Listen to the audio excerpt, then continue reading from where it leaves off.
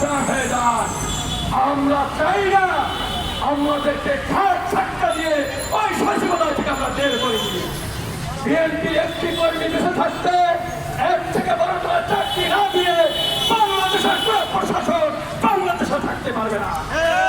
আমাদের এই জাতীয়বাদী শিক্ষক যারা জিয়া পরিবারের আদর্শ ধারণ করে নানা করে বড় হয়েছে, এইখানে যারা আছে অনেক বিএনপি একটি জামাতের কর্মী নেই, একটি আওয়ামী লীগের কর্মী আমার শিক্ষক সমিতিতে নেই। আমি সরকারের দক্ষ মহাকে জানাচ্ছি, এখানে বিএনপি ছাড়া একটি কর্মী ছাড়া বাংলাদেশে করতে পাওয়া যাবে না। আমরা যারা ছাত্রদল জীবদান করে বিএনপি করে শিক্ষক নেতা হয়েছি, আমরা বিএনপি করে বড় হয়েছি। অতএব আমি অধ্যক্ষ শরীফ বিয়ার দপ্তর চালাই, আমি অধ্যক্ষ শরীফ বিয়ার কেন্দ্রীয় দপ্তর সম্পাদক। আমি চিনি এই ঢাকা শহরে কোন আমলা কোথায় কাজ করেছে। আমি এর থেকে বর্তমান সভাপতি হিসেবে ঘোষণা করছি, অধ্যক্ষ শরীফ বিয়ার একজন যুব সদস্য ঘোষণা করছি। এর থেকে বড় মন্ত্রী নিয়ে NTRCA কর্তৃক জাতীয়তাবাদী নিয়োগ প্রত্যাশী শিক্ষক ফোরামের পক্ষ থেকে মানববন্ধন।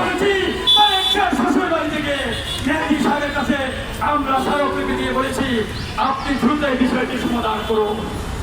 আমি তারিখের সাথে যখন দেখা করেছি তখন তিনি আমার সাথে হাতে হাত মিলে বলছে আমার দলকে ক্ষমতায় আনো, দল ক্ষমতায় গেলে বাংলাদেশ জাতীয় দল তাদের চাকরি দেবে। আমি সারা বাংলাদেশে বিএনপির বিভিন্ন আসনে কাজ করেছি, আমি পাঁচটিয়ার আসনে 4 দিন কাজ করেছি, নিশ্চয় ফখরুল ইসলামের আসনে আমি 6 দিন কাজ করেছি। আমি হোমনাথ ইতিহাসে গিয়ে অধ্যক্ষ সলিম মিয়ার আসনে 10 দিন কাজ করেছি। আমি অধ্যক্ষ আলমগীর হোসেন এলাকায় 3 দিন কাজ করেছি।